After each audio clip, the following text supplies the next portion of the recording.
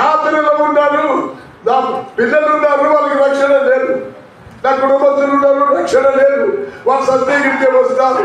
ఎవరికైనా దయచేసి పంపి అక్కడ నరకముందని చెప్పంటే దేవుడు ఏమంటాడు చెప్పండి? ఏమంటాడు?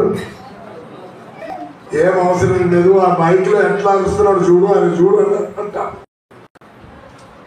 ఆయన చెప్తున్నాడు కదా, ఇక్కడ నుంచి పోయేది ఎందుకు? మైక్ లో అరిసి చెప్తున్నాడు కదా, వారి మాట వినకపోతే ఇక్కడ నుంచి 10 మంది పోతే వారి మాట విన, హృదయం కట్టపరుచుకున్నారు. ఎన్నిసార్లు వాక్యం వింటే? ఇది మొదటిసారి కాదు. అది ఏడుస్తున్నాడు అక్కడ. అందుకే నరక బాధ, యాత్ర పడుతున్నాడు. ఒక చుక్క నీళ్ళైనా చాలంటున్నాడు. చూడండి 16వ అధ్యాయము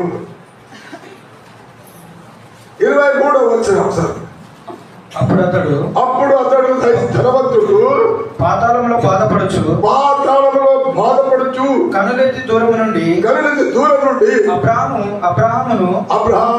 అతని రొమ్మును ఆనుకొని ఉన్న లాజరును చూసి తండ్రివైన అబ్రహామా నా యందు కనికరపడి తన వేలి కొనను నీళ్ళలో ముంచి నా నాలుకను చల్లార్చుటకు లాజరును పంపుము. జాగ్రత్తగా వినాలని చెప్పాలి. ధనవంతుడు ప్రార్థన చేస్తాడు. లాజరు తన వేలు నీళ్ళను కట్టి దాని నాలుగా చల్లారించుటకు పంపుము అంటున్నాడు. ధనవంతుడు ఎక్కడున్నాడు? నరకంలో. లాజర్ ఎక్కడ ఉన్నాడు? పరలోకంలో ఉన్నాడు. ఇప్పుడు లాజర్కి ఎక్కడికి పంపాలంట? నరకం కా. మరి హుషారుగా ఉన్నాడు. లాజరుకు నరకం పంపాలంట ఈయన కొరకు. ఇక్కడ ఉన్నప్పుడు చెప్తే వినలేదు, అక్కడ ఆ లాజరుకి నరకం పంపిమంటున్నాడు. అది సాధ్యం కాదు. అక్కడ ఉన్నారు, వారు ఉదయం కట్టపరుచుకుంటే వారు తప్పకుండా ఏదైతే విత్తారని కోరుతుంది. పిల్లరా, ఈ సంవత్సరము నాకు విశ్వాసం, నేను నమ్మలే దేవుడు మధ్య తీసుకుంటాడేమో అనుకున్నా. అయితే దేవుడు నన్ను కూడా నూతన సంవత్సరం ఇంకా తీసుకువచ్చి ఇంకా ఆయన సేవ చేయదని ఆయన నన్ను తీసుకువచ్చాను. ఎన్ని తుఫాన్లు, ఎన్ని రోగములు, రకరకమైన పరిస్థితులు ఎన్నో ఎదుర్కొన్నాను. వాటి నుంచి నూతన సంవత్సరం నుంచి తీసుకొచ్చాను, బతికించాడు. ఎందుకు? ఇంకా సేవ చేయాలి, ప్రజలకు నరకం గురించి చెప్పాలి. నరకంలోకి పోయి వచ్చిన వాడు నరకం గురించి చెప్తాడు. చదువు చెప్పంటే ఎవరు చెప్పలేరు. ఒకరోజు ఏమైందంటే, ఎవరు మాట్లాడక జాగ్రత్తగా వినండి. ఒకటి ఆఫీస్ అయినా దేవుడు తీసుకువచ్చాడు. ఈ సంవత్సరం లేదు, ఇంకొక నూతన చూస్తామని గ్యారెంటీ లేదు. రేపే సావచ్చు, ఎల్లుండి సావచ్చు. మానవుడి జీవితం ఇట్లా కనబడి మాయమైపోయే జీవితం. ఒకరోజు మా ఆఫీస్లో పని చేస్తున్నా, ఒక మషిన్ మీద దాని మీద పని చేస్తున్నప్పుడు నేను చేసే మషిన్కు మంట పట్టుకున్నాను. మంట పట్టుకొని ఆ మషిన్ బాంబు లాగా బ్లాస్ట్ అయిపోయింది. పెద్ద శబ్దం, బాంబు లాగా. ఏమైనా ఎవరికి తెలియదు. నేను ఒకరే పని చేస్తున్నాను, ఎవరు దూరం నిలబడ్డాను. పెద్ద శబ్దం, బాంబే. అందరు విని పరిగెత్తుకొని వచ్చారు. ఏమైంది? ముక్కలు మషిన్, ముక్కలు. ఇంత స్ట్రాంగ్ మషిన్ అది, ఇది ముక్కలు అయిపోయింది, బ్లాస్ట్ అయిపోయింది. పోయి రూఫ్ కొట్టే రూఫే క్రాక్ అయింది. ఆఫీస్లో ఆ క్రాక్ అయింది. ఇంతవరకు రిపేర్ చేయలేము. వాళ్ళు ఎందుకు ఎక్కడ ఎవరైనా వస్తే వాళ్ళు తీసుకొని చూసి కూడా ఇది ఎంత ఘోరం. బ్లాస్ట్ అయినప్పుడు రూఫ్ క్రాక్ అయిపోయింది. ఆ పార్ట్లో ఒక పార్ట్ పోయి ఒక యూనివర్సిటీ నిలబడినంత దూరం, ఎంత స్పీడ్ బుల్లెట్ లాగా వెళ్ళిందని. ఇంత పెద్ద దాని ఇనుప పార్ట్ ఆయన చేతులు కొట్టి చేతులు కట్ అయిపోయి ఆయన కడుపులోకి వెళ్ళిపోయింది. ఎవరు అక్కడే పడి సచ్చారు. అదే స్థలంలో ఒక క్షణంలో అన్ని జరిగిపోయింది. ఇక నేను అక్కడ కూర్చున్నా, నా చుట్టూ మంటలే, అగ్ని మధ్యలో ఉన్నాను. మొత్తం నా మంటలన్నీ కాలిపోతున్నాయి, ముఖం కాలిపోయింది. ఒక మనిషి కావాలంటే ఎంతసేపు ఉంచాలి అగ్నిలో? ఎంతసేపు కాలుస్తాడు చెప్పండి? 10 నిమిషాల క్షణంలోనే అగ్నిలో వేయాలి అంతే. ఇమ్మీడియట్గా కాలిపోతాను, ఇమ్మీడియట్గా కాలిపోతాను. నా చుట్టూ మంట ఉంది, నా బట్టలు కాలుతున్నాయి. ఇక్కడ పెద్ద హాల్ ఉంది, హాల్లో ఎవరు లేరు, నేను ఇంకొక ఆయన అక్కడ ఉన్నాను, వాడి కింద పరిశీలించిపోయాడు. ఇక అంతా పొగతోని నిండిపోయింది. వాడు పరిగెత్తుకొని వచ్చి చూస్తే ఏం కనబడతలేదు, ఎక్కడికి శబ్దం వచ్చింది, అసలు ఏమైంది ఎవరికి తెలుస్తలేదు. ఆఖరికి ఎవరో నన్ను చూసి, అయ్యా అక్కడ ఎవరో కాలుతున్నారు, ఎవరో కాలుతున్నారు అక్కడ, పరిగెత్తుకొని వచ్చా. అప్పుడు చాలా లేట్ అయిపోయింది. నా శరీరం అంతా కాలి బొగ్గైపోయింది. కన్నులు లేవు, ముక్కు లేవు, నోరు లేవు, బట్టలన్నీ కాలుతూనే ఉన్నాయి, చేతులు కాలన్నీ కాలిపోయినాయి. అప్పటికే అయినా వాళ్ళు పరిగెత్తుకొని వచ్చారు, ఆ బట్టలకి బయటకు వచ్చారు. అది చాలా ఆలస్యమైపోయింది కనుక శరీరం అంతా కాలిపోయి బొగ్గైపోయింది, చాలా ఘోరంగా కాలి. ఇక వారు చూశారు, ఇమీడియట్లీ కారు అంబులెన్స్ కారు తీసుకొని వచ్చి ఇక నన్ను తీసుకొని వెళ్ళారు. వెళ్ళే కారులో వేసినారు. కారులో వేసి ఇక డ్రైవర్ చెప్పారు, 2 ఆఫీసర్స్ కూర్చున్నారు వెనక కారులో ఉన్నారు, వెనక సీట్లో నన్ను ఇట్లా పండగట్టారు. 2 ఆఫీసర్లు కూర్చున్నారు, డ్రైవర్ ఉన్నాడు.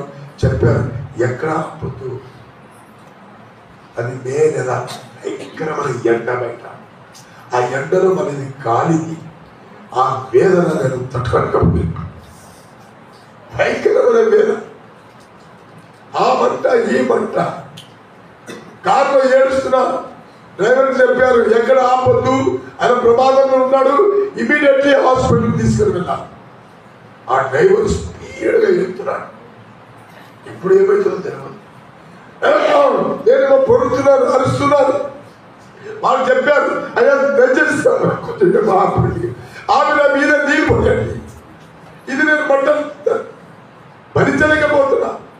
నా నాలుగ ఎండిపోయి గట్టి రాయిలాగా అయింది, కొంచెం నీళ్ళు నా నాలుగ మీద పోయాడు. ధనవంతుడు ఏమన్నాడు, నా నాలుగ పోయిందయ్యా, నా నాలుగ మీద కాలిపోతే నీ నాలుగ రాయిలాగా అయిపోతాయి. నీకు అర్థం కాదు. ఆ ధనవంతుడికి అర్థమైంది, నాకు అర్థమైంది, నీకైతే అర్థం కాదు. నాలుగు అనేది గట్టిగా అయిపోతాయి, మాట్లాడడానికి రా, కొంచెం నీరు పోయినట్టే అని చెప్తే ఎవరు పెట్టలేరు. పొడుతున్నాను, అరుస్తున్నాను ఆ కారులో.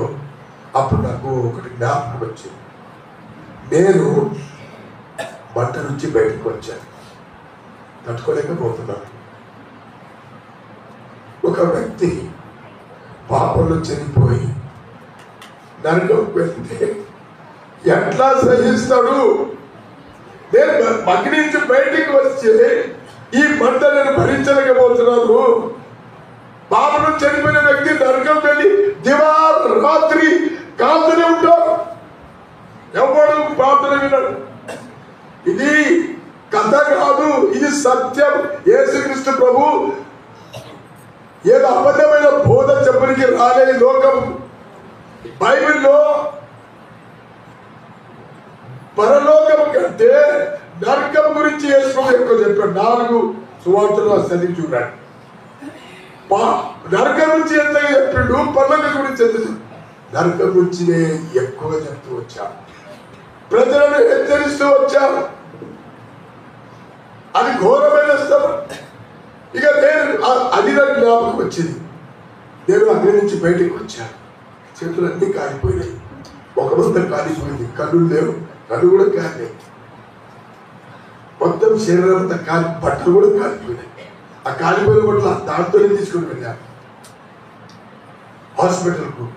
ఏదో జ్ఞాపకం వచ్చింది, ప్రభా నేను అగ్ని నుంచి బయటికి వచ్చాను, నేను సహించలేకపోతున్నాను. ఒక మనిషి నరకంలో వెళ్ళి ఎట్లా సహిస్తాడు? దివారాత్రి కాతనే ఉన్నాను. ఒక 10 రోజులు లేకపోతే నెల అని కాదు, నిత్యత్వం వరకు కాంతనే ఉన్నాను. ఆ బాధ, ఆ వేదన ఎంత ఘోరంగా ఉంటుందంటే ఎవరు వర్ణించలేరు. ఎందుకు? ఈ భూలోకంలో ఎంత చెప్పినా వినకుండా వెళ్ళాడు. ఏడుస్తున్నాడు గోల గోల నరకంలో. ప్రభువా నన్ను కనికరించు. నరకంలో వెళ్ళి ప్రార్థన చేసేదానికంటే ఇక్కడ చేయి, దేవుడు నిన్ను రక్షిస్తాడు. నరకం పోనీయాడు. నరకంలో పోయి ధనవంతులాగా నన్ను కనికరించుము, నన్ను కనికరించుము అదే ప్రార్థన ఇక్కడ చేయి. ఆయన ధనవంతుడే నరకంలో చేసిన ఆ ప్రార్థన భూలోకంలో చేస్తే నరకము పోయేవాడు కాదు. గర్వం, అహంకారం చెప్తే విన్నారు. చూసానులే అంటే అది చూశాను. నీవు కూడా ఎవరు నీవు కూడా చూస్తావు. ఇక ఆ క్వశ్చన్, పెద్ద ప్రశ్న వచ్చింది. ఒక వ్యక్తి నరకం వెళ్ళి ఎట్లా సహించగలుగుతాడు? నేను బయటికి వచ్చాను, సహించలేకపోతున్నాను. బయట ఏమో ఎండ, ఇదేమో మంట, పొరుతున్న కార్లు. అప్పుడు నేను ప్రార్థన చేశాను, ప్రభా నేను బతుకుతానో సస్తానో నాకే తెలియదు. ఒకవేళ నేను చచ్చిపోతే నీతో ఉంటాను. ఒకవేళ నేను బతికి ఉంటే నా జీవితకాలం అంతా నరకం గురించి చెప్పక మానను. ఆ యాత్రలో ప్రార్థన చేశాను. నేను బతికి ఉంటే ప్రజలకు నరకం అంటే తమాషా అయిపోయింది. వాళ్ళకి గ్రహించలేకపోతున్నారు, వాళ్ళు తెలుసుకోలేకపోతున్నారు, అర్థం చేసుకోలేకపోతున్నారు. హృదయం కఠినపరుచుకున్న 10 సార్లు విన్నారు, వాళ్ళ హృదయం మారటం లేదు. దేనికి నా బతికి ఉంటే లోకమంతా తిరిగి నరకం గురించి ప్రజలు చేస్తున్నది ప్రార్థన చేశాను. అప్పటికి హాస్పిటల్ వచ్చింది. హాస్పిటల్ రాగానే ఇక అన్కాన్షియస్ అయిపోయినాను. తప్పిపోయింది. ఇక డెడ్ బాడీ దగ్గర ఆ స్ట్రెచ్చర్ తీసుకుని వచ్చారు. ఆ డెడ్ బాడీ దగ్గర వేసారు. డాక్టర్ వచ్చి చెక్ చేశాడు. చెక్ చేసి ఒకటే మాట చెప్పాడు, ఈ వ్యక్తి 48 గంటల్లో చచ్చిపోతాడు. ఈయన బతుకు, ఈయన అసలు బతుకనికి వీలు లేదు. 48 అంటే 2 రోజులు, 2 రోజులు డాక్టర్ కంటి డాక్టర్ వచ్చి కన్ను చూపించారు, టెస్ట్ చేశాడు.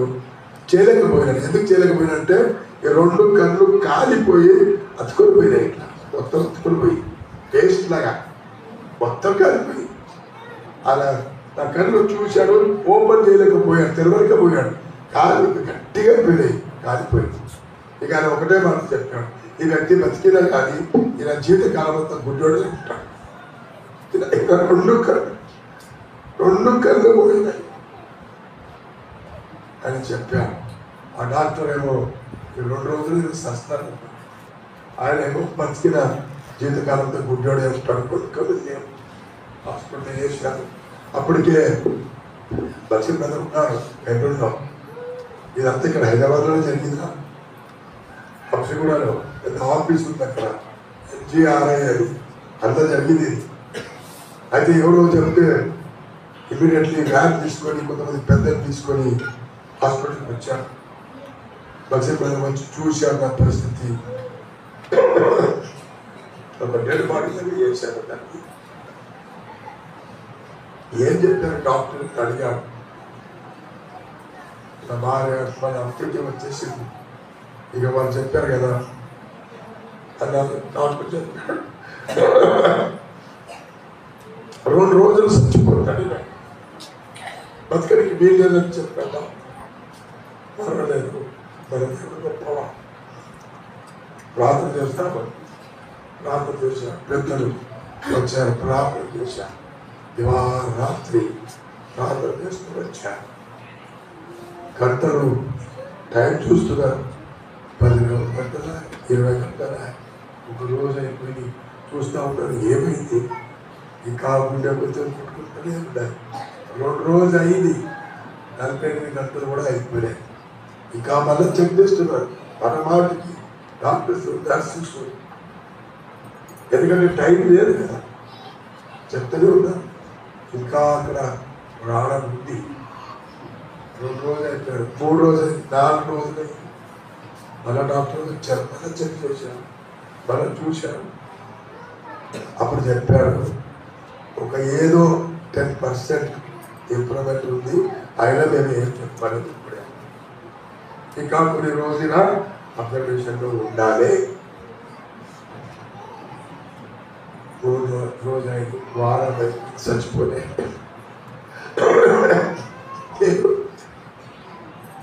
దేవుడు ఒక ఉద్దేశంతో చేశాడు, ఆయన ప్లాన్ చేసి చేశాడు. అందుకే నేను సామాన్ ఎక్కడో ఉన్న వ్యక్తి ఆన్ ద స్పాట్ చచ్చిపోయాడు. నేను ముక్కలు కావాలి. బాంబు పేరునే మనిషి ఎట్లు ఉంటాయి. రాజీవ్ గాంధీ ఆయన మొత్తం బాంబు వేశాడు, కాలు ఒక దిక్కు, చేతులు ఒక దిక్కు. ఎవరికైనా అంతే, బాంబు పేరుకి ఎట్లుంటుంది, మనిషి ముక్కలు. అది బాంబులాగా అనిపించింది, ముక్కలు కావాలి. ఎందుకు దేవుడు నన్ను బతికించినాడు? శరీరం మాత్రం మొత్తం కాలిపోయింది. ఇక వారం అయిపోయింది, 2 వారాలు అయిపోయింది, చచ్చిపోయింది. మళ్ళా డాక్టర్ వచ్చి మళ్ళా చెక్ చేస్తాను. అప్పుడు చెప్పాడు, ఈయన పార్ట్స్ అన్ని స్లోలీ పనిచేయడానికి ప్రారంభించినాయి, అంటే కొంచెం హోప్ ఉంది అక్కడ చెప్పాడు. ఇంకా కొన్ని రోజులు అయిపోయాయి. ఇక లాస్ట్కు అన్ని నార్మల్గా అయిపోయింది. హార్ట్, లివర్ అన్ని, కిడ్నీస్ అన్ని నార్మల్ పర్ఫెక్షన్ అయిపోయినాయి. ఇక 15 రోజులు అయిపోయింది. డాక్టర్ అన్నాడు, ఈయనకి ఇంటికి తీసుకొని వెళ్ళండి, ఇంప్రూవ్మెంట్ అయితే ఉంది, ఇంటికి తీసుకుపోయి మెడిసిన్ ట్రీట్మెంట్ కంటిన్యూ చేయండి అని డిశ్చార్జ్ చేశాడు. ఇంటికి వచ్చాను, రోజు ట్రీట్మెంట్ తీసుకుంటా ఉన్నాను. దేవుడు అద్భుతంగా కాపాడినాడు, బతికించినాడు. కానీ ముఖము, శరీరం అంతా మాత్రం కాలిపోయి, ఇక్కడ అంతా స్కిన్ అంతా కాలిపోతున్నట్లుంటుంది.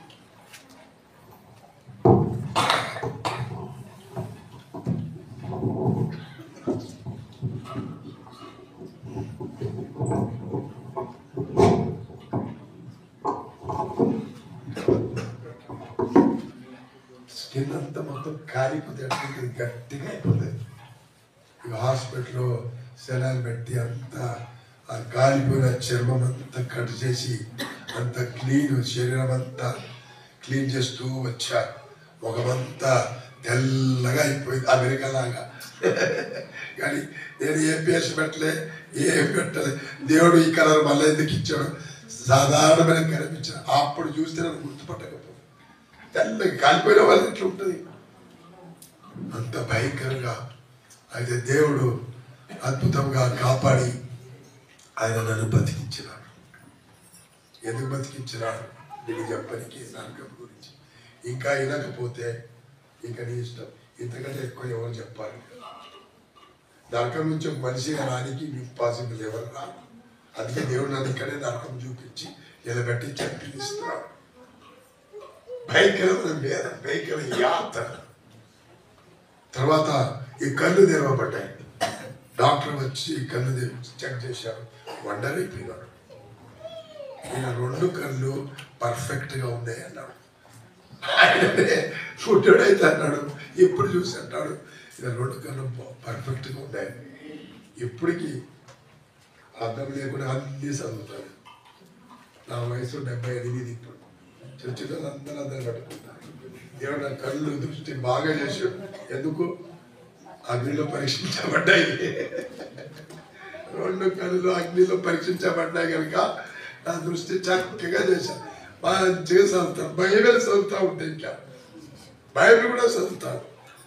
మరి లైట్ సరిగా లేకపోతే అప్పుడు అద్దలు వాడతాను. మరి డిమ్గా ఉంటే లైట్ సరిగా లేకపోతే లేకపోతే నాకు ఇక్కడ ఉంటే అసలు అర్థమే అవసరం లేదు. దేవుడు అద్భుతం చేశాడు, ఆశ్చర్యకార్యం చేసినాడు, ఆయన కృప చూపించినాడు, నరకం చూపించినాడు. వెళ్ళు సర్వలోకంకి వెళ్ళి చెప్పన్నా. ఇప్పటికి ఎన్నో దేశాలకు వెళ్ళాను. ఈరోజు పోయిన సంవత్సరం ఈ రోజు ఎక్కడ మిడిల్ ఈస్ట్లో ఖతర్లో ఉన్నా నేను. అక్కడ వెళ్ళి ఇదే సాక్ష్యం ఇచ్చాడు. అక్కడ నుంచి దుబాయ్కి వెళ్ళాను, అక్కడ ఇదే సాక్ష్యం ఇచ్చాను. అనేక స్థలం అమెరికాకి వెళ్ళాను ఎన్నో సార్లు. సర్వలోకం వెళ్ళి చెప్పు నరకం అంతా ఏంటిదో. ఈరోజు దేవుడు తరడము మరి మీ మధ్య. ఈరోజు నేను ఇక్కడ ఉండకూడదు, అసలు ఇంగ్లాండ్లో ఉండాలి, లండన్లో ఉండాలి, అంతా తయారైపోయింది పోనీకి. అయితే అక్కడ ఏమైందంటే చలిని బట్టి టెంపరేచర్ -లో పోయింది. ఇక మనం ఇండియన్స్ తట్టుకోలేమని బ్రదర్స్ ఏమంటే అంకు చాలా భయంకరంగా ఉంది చలి ఇక్కడ. ఈ -లో అంటే ఐస్ కంటే కూల్ అనమాట. ఐస్ కూడా ఏం పనికిరాదు కనుక మనం ప్రోగ్రామ్ పోస్ట్పోన్ చేసి మరి సమ్మర్లో పెట్టుకుందాం అనుకున్నాను. అట్లా అంటే నేను ఇక్కడ ఉన్నాను. మరి దేవుడు ఎందుకు ఉంచాడంటే మరి నీ కొరకేమో, ఇక నీ కొరకే ఉంచాడు. ఆ ప్రోగ్రామ్ అన్ని క్యాన్సిల్ చేసి ఈ యొక్క లండన్లో ఉండవలసిన ఆయన ఇంగ్లాండ్లో ఉండవలసిన ఈ పల్లెటూర్లకు ఉండాలని కోరినాడు. దేవుళ్ళ గురించే చాలా మంది ఉన్నారు, చాలా మంది ఉన్నారు ఇక్కడ రక్షణ లేకుండా ఉండేవారు. ఎన్ని మార్లు వారు స్వార్థ విన్నారు. నీ కొరికే ప్రభు ఇది ఏర్పాటు చేశాడు, నిన్ను ప్రేమిస్తుంటున్నాడు. నీవు నరక బాధ తట్టుకోలేవు. నటన చేస్తే పరలోక రాజ్యం లేదు. కొంతమంది ఉన్నారు రక్షణ పొందినట్టు నటన చేస్తా, అందరినీ మోసం చేస్తా, బతుకు మారదు, లోపల ఒక్కటి మార్పు ఉండదు. నటన డ్రామా చూశారు కదా, రాత్రి డ్రామాలు చేస్తారు ఈ ఫకీరుడు. ఆ డ్రామాలో ఒక ఫకీరు రాజు అయి ఉంటాడు, రాజు వేషం వేసుకుంటాడు. రాత్రి ఏమో రాజు, మన ఉదయం రాజునే ఉంటాడా, ఫకీరే. డ్రామా చేస్తే పరలోక రాజ్యం లేదు. యథార్థంగా ఉండు. డ్రామా చేసి ఎవరికి మోసం చేస్తున్నావు, ఎవరికి మోసం చేస్తున్నావు? చాలా బాధపడతావు. యథార్థంగా ఉండు. నీకు రక్షణ లేకపోతే మీరు చక్కగా నరకంకి వెళ్తావు, వేదనలో ఉంటావు. అయితే ఇప్పుడైనా ఎవరొస్తున్నారు చాలా మంది. ఇంకే జ్ఞానం లేదని కాదు, పండితుల కంటే ఎక్కువ జ్ఞానం ఉంది ఈ రోజులో. ఎవరొస్తారు అన్నీ తెలుసు, లోకంలో ఉన్న పాపం అన్నీ తెలుసు, పెద్దలు తెలియని పాపం కూడా తెలుసు. పాపంకు దాసులైపోయి పాపంలో జీవిస్తుంటున్నారు. అలాగనే చచ్చిపోతే నరకం. దేవుడు ప్రేమించి ఒక నూతన సంస్థలో తీసుకుని వచ్చాడు. తమాషా చేయకు, తమాషా చేస్తే ఏడుస్తావు. ఆ ధనవంతుడు ఇప్పటికీ ఏడుస్తున్నాడు. 2000 సంవత్సరాల కంటే ఎక్కువైంది ఆయన సచ్చి నరకం వెళ్ళాడు. ఈనాడు కూడా మీకు అది ఏడుపు వినబడతారు. నరకం వెళ్తే ఈ రోజు కూడా ఏడుస్తున్నాడు. నీవు ఆ బాధ సహించలేకపోతే నీ హృదయం కట్లా పంచుకొని పో. ఆ దేవానికి దేవుడు ఆయన మానవ రూపం ధరించి లోకం వచ్చాడు, సర్వ మహిమ నిలిచిపెట్టాడు. ఎందుకు? దివారాత్రి దూతలు రాత్రి పగలు పరిశుద్ధుడు పరిశుద్ధుడు అని ఆయన పొగడుతూ ఆరాధించుట ఆ పరిశుద్ధమైన స్థలము విడిచిపెట్టా. ఎందుకు చేయవలసి వచ్చింది? మానవుడు నరకం సహించలేవు, నీవు సహించలేవు. నీ కొరకు నా కొరకే ఆ క్రిస్మస్ నాడు క్రీస్తు జననం అంటాం. ఆయన పుట్టిందే నిన్ను నరకం నుంచి రక్షించుట. క్రిస్మస్ పండుగ బాగానే చేశావు, రక్షణ ఏం రావు. నువ్వు ఎంత క్రిస్మస్ పండుగ చేసినా పాపను సస్తే నేను నరకమే. పాపకు రాజంకు బతుకు మారాలి. ఇప్పుడన్నా దేవుడు మరొకసారి నీతో మాట్లాడుకుంటున్నా. ప్రభా నేను పాపిని, నన్ను కనికరించు. చిన్న మాట ప్రార్థన చేస్తే నీ బతుకు మారుతుంది. ఇక్కడ రక్షణ పొందిన వాళ్ళు చాలా మంది ఉన్నారు. మీరు ఎవరికైనా అడగండి, మీరు రక్షణ పొందిన ఏం చేశారో అని అడగండి. వాళ్ళందరూ చెప్పేది ఒకటే, ఇక్కడ కాదు సర్వలోకంలో ఒకటే మాట చెప్తారు. ఏం చెప్తారు? నేనేమి చేయలేదు, వాక్యం విన్నాను, ప్రభావం పాటి నా హృదయంలోకి రమ్మన్నాను. నా హృదయానికి వచ్చిన బతుకుతాను. అందరూ చేసేది ఎంతకంటే ఎక్కువ అవసరం కూడా లేదు.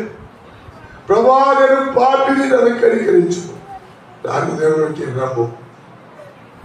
చాలు. ఈ చిన్న ప్రార్థన చేయకుండా సాతాను అనేకమైన నోరులు బంధించారు. దేవుడు నన్ను ఎందుకు బతికించాడంటే దీని గురించి చెప్పనీకే. ఒక డాక్టర్ ఏం చెప్పాడు నాకు? చెప్పండి, ఇంతవరకు డాక్టర్ ఏం చెప్పాడు? 48 గంటల వీడు చచ్చిపోతా అన్నాడు. అలాగ అట్లా చెప్పిన వాడు ఎప్పుడో చచ్చాడు, నేను ఇంకా బతికి ఉన్నాను. డాక్టర్ పోయిండు, డాక్టర్ లేడు హాస్పిటల్లో. ఏమైందంటే మరి అప్పుడో చచ్చిపోయాడు సార్ అన్నాడు. దేవుడు నన్ను బతికించినాడు. 2వ రోజు ఇప్పటికి ఎన్నో సంవత్సరాలు దాదాపు ప్రతిరోజు నిన్న దినమంతా అరిసి వచ్చాను, మొన్నంతా అరుసుకునే, నా బతుకంతా అరుసుకునే. ఎక్కడికి వెళ్తాను ప్రతిరోజు దాదాపు 48-50 సంవత్సరాలై నేను సేవ ప్రారంభించి ఏ నాడైనా ఒక్కరోజు ఆపే, ఒక్కరోజు మన లోకం వెళ్ళలేదే. ఒక్కరోజు 40-50 సంవత్సరంలో ఒక్కనాడు కూడా ప్రభు నిష్పెట్టి మన లోకం వెళ్ళలే. ఆ నాటి నుంచి నాటి వరకు నేను చేస్తూనే ఉన్నా, సత్య వరకు చేస్తాను. అంత ఘనమైన కార్యం. ఈ భయంకరమైన పాపి అయిన నన్ను ఆయన రక్షించిన, అంతేకాదు నరకము చూపించి తీసుకువచ్చాను. పో వెళ్ళి సువార్త చెప్పకుండా అంతే కొడుకే చెప్తున్నా. నీ కొడుకే ప్రభు నిన్ను ప్రేమిస్తున్నాను. గర్వంతో అహంకారంతో నేను చూసుకుంటానే అనొద్దు. రేపు నీది కాదు, ఈ రోజే నీది. చాలా మంది ఉన్నారు, చాలా మంది. ఇప్పుడు భూకంపం వచ్చి అందరు సస్తే ఎంతమంది పోతారు ఉన్నారు. ఎప్పుడైనా తగ్గించుకో, నటన చెయ్యకు. నటన చేస్తే ఏం లాభం లేదు. నేను పార్టీని దాన్ని కనికరించిన హృదయం ప్రభు నీ హృదయానికి వస్తాను, నీ బతికెంత మార్చుతాను. నా జీవితమే మార్చిన, నిన్ను కూడా మార్చుతాను. కానీ నీవు అడగాలి. ఒక గుడ్డి అయినా వచ్చాడు, వేసుకోక ఏమని ప్రశ్నించాడు? ఏదా ఎందుకు వచ్చాడు, ఏం చేయమంటున్నావు అన్న. గుడ్డోడు ఏమన్నాడు? నాకు మరి యేసు ప్రభు కనబడలే గుడ్డోడని. మరి ఎందుకు అడిగినాడు? ఆయన నోట్లో చెప్పాలి, నీ నోట్లో చెప్పు నేను పాపిని అని. సాధారణ చెప్పనియదు, చెప్పు. వాటికి నరకం తీసుకొని వెళ్ళాలనుకుంటున్నావు, నీ నోట్లో చెప్పాలి, ప్రభు క్షమిస్తా. అలాగే అన్నీ తెలుసులే, అలాగే అన్నీ తెలుసు. ఆ గుడ్డడు వచ్చిన అంటే అందరికీ తెలుసు ఆ గుడ్డాడని. మరి ఎందుకు అడగాలి? ఏం చేయకూడుతున్నావు అంటే ప్రభు నేను పుట్టాడు, కన్నిచ్చాడు. ఓ 2 కళ్ళు తెరవబడ్డాయి. అడుగు ప్రభా నేను పాపిని కనికరించు. చేస్తే ప్రభు నేను కనికరిస్తాడు, క్షమిస్తాడు. ఎందుకంటే నీ కొరకు ఆయన ప్రాణం పెట్టాడు సినిమా మీద, క్రయం చెల్లించినాడు. నీవు చెల్లవలసిన క్రయము ప్రభువే చెల్లించినాడు. ఇప్పుడు నువ్వు చేయవలసింది ఏమీ లేదు. ప్రభా నేను పాపిని కనికరించబడి చేస్తావా? ఇంతకాలము హృదయం కఠినపరుచుకున్నట్లు ఈ రోజు కూడా నీవు కఠినపరుచుకొని పోతావా? నీ ఇష్టం. సాయంకాలం బతుకుంటామని గ్యారెంటీ మాత్రం లేదు. నీకు లేదు, నాకు లేదు, ఎవరికి లేదు. ఎక్కడుంది గ్యారెంటీ? సాయంకాలం బతుకుంటామని. ఇప్పుడే రక్షణ లేదు, ఇదే రక్షణ. ఇప్పుడే ఒక్క రోజు వాయిదా వేయకుండా ఎందుకురా నీ సంతోషం సమాధానం ప్రభు నీ హృదయంలో పరలోక సంతోషంతో నేర్చుతా, నీ బతుకు మారుస్తాడు. ఇది తప్ప ఇంకా వేరే పరిస్థితి లేదు, లోకంలోనే లేదు. ఒకవేళ ఇది సరి అయినది కాదంటే 50 సంవత్సరాలు ఎందుకు పడి ఉంటాయి? ఎప్పుడో నేను కూడా లోకంలో అయిపోయాను. 50 సంవత్సరాలు ఒక్కరోజు లోకంలోకి వెళ్ళాలి. ఈనాడి వరకు ఈ రోజు వరకు నిలబడి చెప్తనే అద్భుతమైన జీవితం, పరలోక రాజ్యం, ప్రభుతో ఉంటామని. ఇంకొకటి, డాక్టర్ నాకు 2 రోజులు స్వస్థనంటే నిజంగా సత్యం చెప్తున్నారు. ఇంత భయం కూడా లేదు నాకు అసలు. ఓయో కొంతమంది హాస్పిటల్కి పోతారు, అమ్మ నేను స్వస్థం సాయంకాలం అంటే సాయంకాలం కాదు అప్పుడే ఆటలు వస్తారు చెప్పగానే. నామది అయితే డాక్టర్ ఎప్పుడు 2 రోజులు స్వస్థంటే ఇంత భయమే లేదు, అస్సలు భయం లేదు. స్వస్థ పనులు రాజేలా ఖచ్చితంగా ప్రభుత్వం ఉంటా. బతికితే మన ఆయన కొరికే బతికే నీతో మాట్లాడుతున్నాడు ప్రభు. హృదయం కట్టపరుచుకొని వెళ్ళవా ప్రభు, కనికరించి ఇది క్షమిస్తా. ఈ నూతన సంవత్సరం నీకు నిజమైన ఆనందకరమైన సంవత్సరంగా చేస్తా. లేకపోతే కలవరమే, లేకపోతే బాధమే, లేకపోతే ఏడుపే. దేవుడు లేని జీవితం ఎందుకు? ఒక జంతు జీవితంగా దేవుడే లేదు. ఆ ప్రభు ఈ రోజు నీ హృదయంలో రావాలని కోరుతున్నా, నిన్ను బదులు మారుతున్నాం.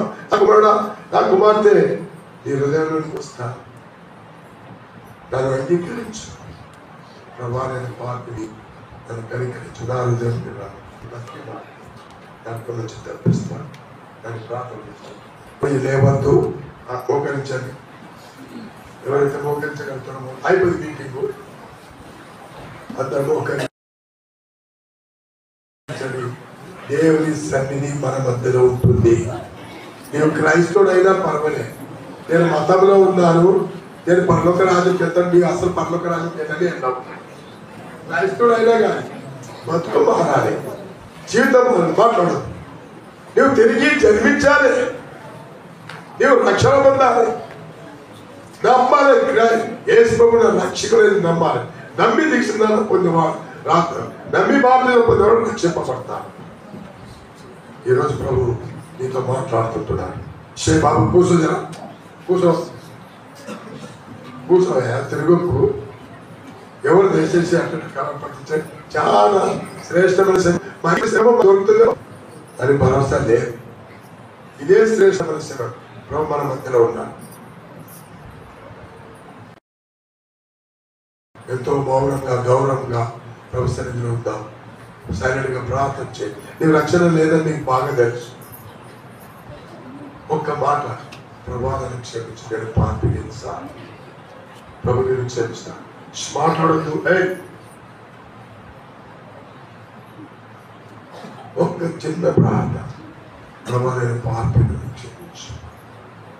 ఇప్పుడే నీ జీవితం మాట్లాడు. సైలెంట్ గా నీ హృదయంలో వచ్చి ప్రభు నీతో మాట్లాడుతున్నా.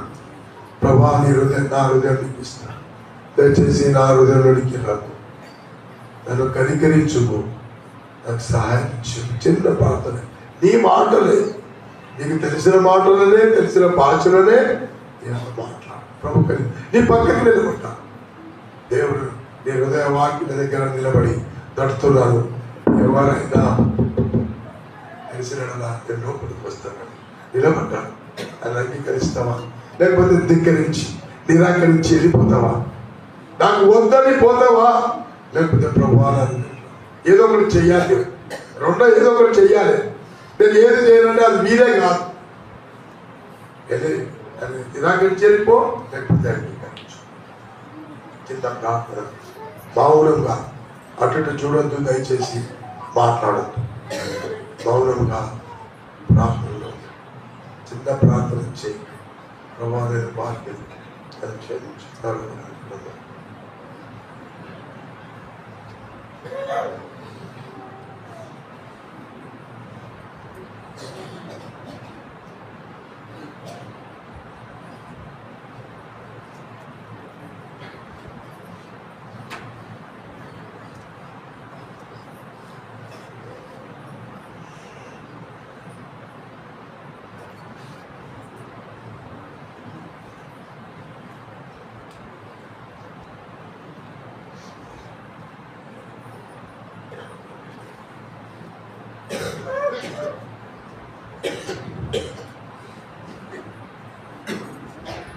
ఒకవేళ ఎవరైనా ప్రభు నీతో మాట్లాడితే నీవు చిన్న ప్రార్థన చేసి ఉంటే ప్రభువును అంగీకరించాలి, రక్షకుని కానీ అంగీకరించాలని నీవు కోరితే, నీవు ప్రార్థన చేసి ఉంటే నీ కొరకు మేము ప్రార్థన చేస్తాం.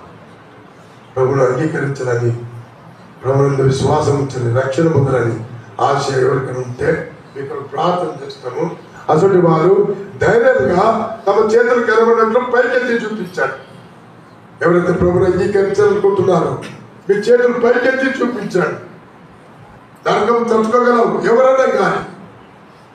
సాతాను మాట వినొద్దు, ఎవరి మాట చేతులు చూపించాడు. నరకం ఇంకెవరన్నా కనిపించుకో అటు చూడదు. సోదరి ప్రభు నేను కూడా కనికరించింది కాక ఇంకెవరన్నా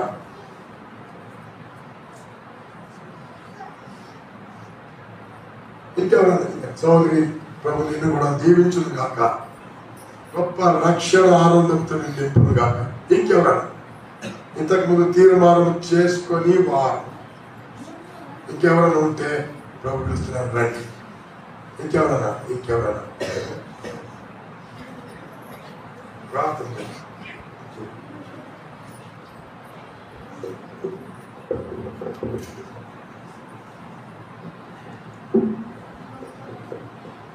ప్రార్థన. పరిశుద్ధ తండ్రి నీ కొందనాలైనా మమ్మల్ని ఇంతగా ప్రేమించి ఈ యొక్క నూతన సంవత్సరం ప్రారంభంలోనే నీ ప్రేమ మాయడలా బయలుపరిచినందుకు నీకు వందనాలు. ఈ మధ్యాహ్న సమయంలో ప్రభా నన్ను కూడా కనికరించి నా జీవితంలో నీవు చేసిన అద్భుతమైన కార్యమును నీ బిడ్డలతో పంచుకొని ధన్యత ఇచ్చినావు నీకు వందనాలు.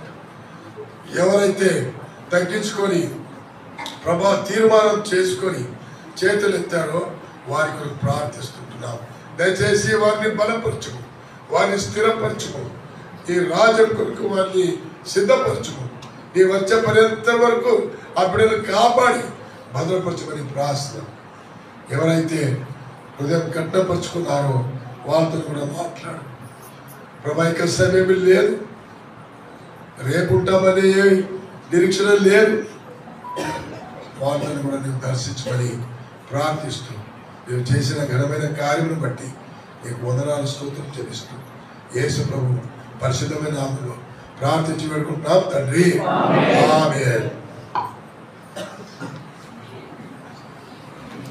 మన తండ్రి అయిన దేవుని ప్రేమ, యేసు క్రీస్తు కృప, పరిశుద్ధాత్మ అన్యుల సహవాసం కూడి వచ్చిన తన బిడ్డలందరికీ ప్రత్యేకంగా తీర్మానం చేసుకునే వారికి ఇప్పుడు తమ జీవితకాలం అంతా సదాకాలము తోడుగా ఉండును గాక. ఆమేన్. ప్రకటన.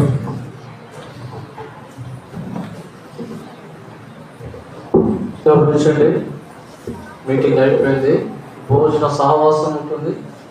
భోజనం అయిన తర్వాత బాప్తీసాలు ఉన్నాయి. చాలా వరకు మనం అలవాటు పడేది ఏంటంటే అన్నం పెట్టారు వెళ్ళిపోతారు. ఇక బాప్తీసానికి ఎవరు ఉండరు, అది మంచిది కాదు. బాప్తీసాలు అయిపోరు, మీటింగ్ పూర్తిగా అయిపోయేంత వరకు ఉండాలి. భోజనం చేసి ఎవరు కూడా మీ ఇంటికి మీరు వెళ్ళకూడదు. భోజనం అయిన తర్వాత బాప్తీసం కొరకు ఇంకా మీటింగ్ ఉంది. మీటింగ్ అయిపోలేదు. మీరు ప్రతి సంవత్సరం మీరు భోజనాలు చేస్తున్నారు, ఎవరింటికి వాళ్ళు వెళ్ళిపోతున్నారు. భోజనం కొరకు పెట్టిన మీటింగ్ కాదు ఇది, వాక్యం వినడానికి పెట్టింది. కాబట్టి భోజనం చేసుకున్న తర్వాత మళ్ళీ మీటింగ్ ఉంటుంది. మళ్ళీ మీటింగ్కి అందరూ మళ్ళీ ఇక్కడనే మన మీటింగ్ కొరకే సమావేశం అవుతాం. గమనించండి. ఇప్పుడు భోజనం కొరకు ఇక్కడ నుండి మీరు లేచి బయటికి పడితే భోజనం కొరకు లోపల మిమ్మల్ని సిద్ధపరుస్తారు. ఇది గమనించండి. సర్వింగ్ చేసేటువంటి వాళ్ళు సర్వింగ్కి వెళ్ళండి.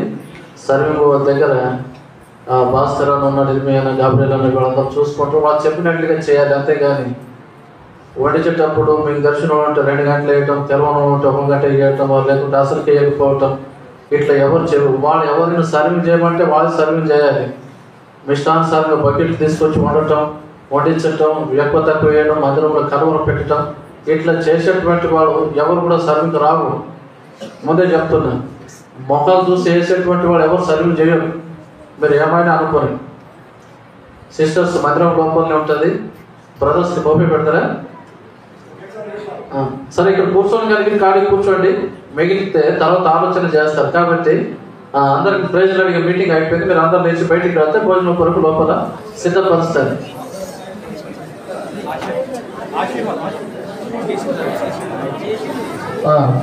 ఎంత 2 అయిపోతే కరెక్ట్గా మరలా 3 గంటలకి తిరిగి మీటింగ్ ఆరంభిస్తాం. 3 గంటలలోపు భోజనం మొత్తం అయిపోవాలి. 3 గంటలకు మరలా తిరిగి మీటింగ్ స్టార్ట్ చేస్తాం. బాప్టిజం మీటింగ్ ఉన్నాయి కాబట్టి గమనించండి. బాధ్యత కలిగినటువంటి సహోదరులు సిస్టర్స్ కూర్చోబెట్టేటువంటిది ఈ భోజనాలు 2 చూసుకుని ప్రతిసారి నిలవరమవుతుంది ఈ విషయంలో.